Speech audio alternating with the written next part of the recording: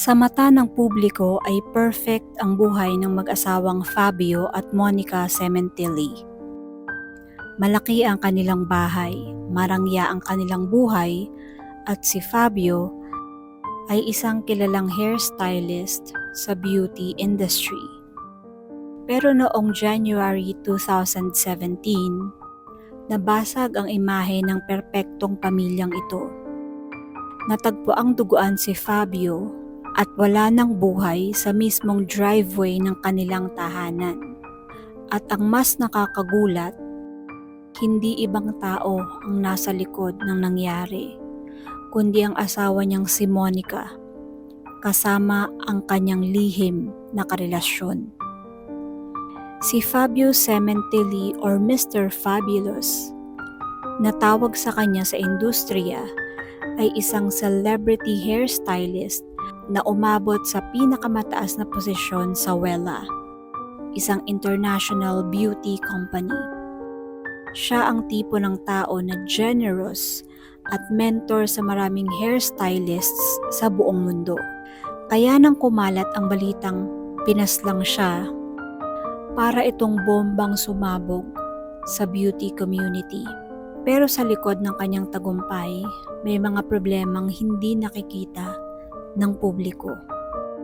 Noong January 23, 2017, bandang hapon, natagpuan si Fabio na tadtad ng saksak at may blunt force trauma sa ulo at katawan.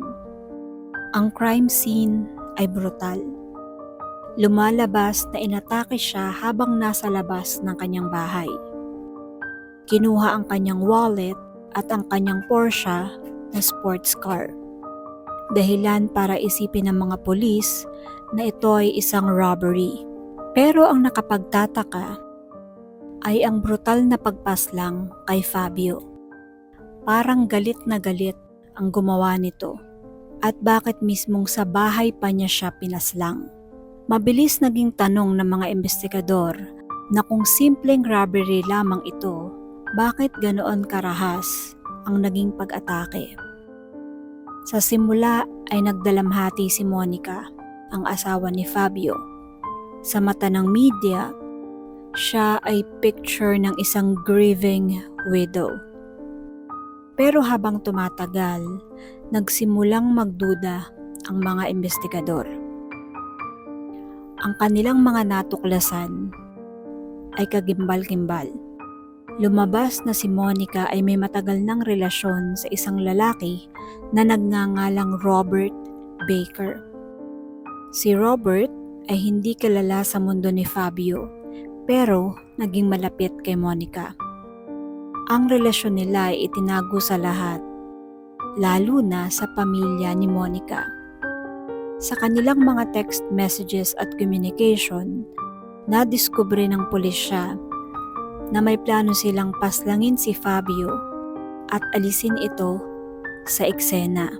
Ang motibo ay ang $1.6 million na life insurance policy na makukuha ni Monica kung mamamatay ang kanyang asawang si Fabio.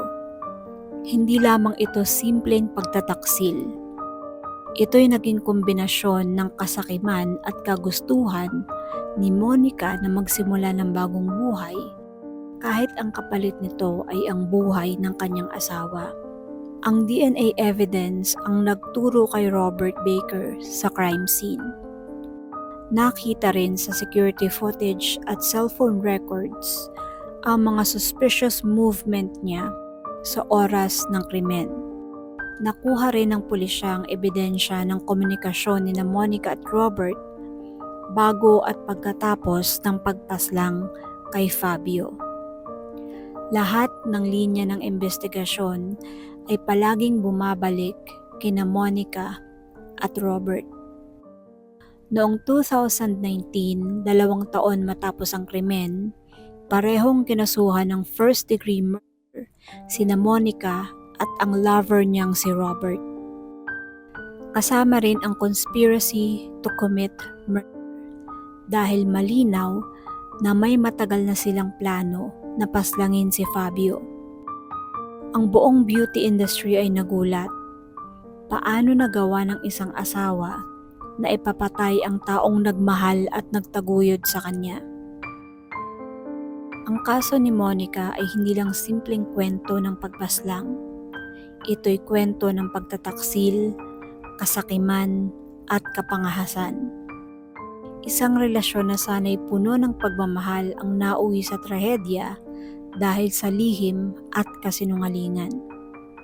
Para sa pamilya at kaibigan ni Fabio, ang sugat ng kanyang pagkawala ay mananatili habang buhay.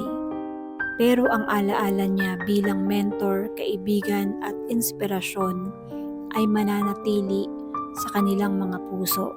At para sa ating mga nakikinig, ito ay paalala na kahit gaano kaperpekto ang larawan ng isang pamilya sa panglabas, maaaring may itinatago itong dilim sa loob. Kung tayo ay may natutunan sa kwentong ito, simple lamang. Ang kasakiman at pagtataksil ay walang mabuting patutunguhan. At sa huli, ang katotohanan ay palaging lalabas. No one is above the law.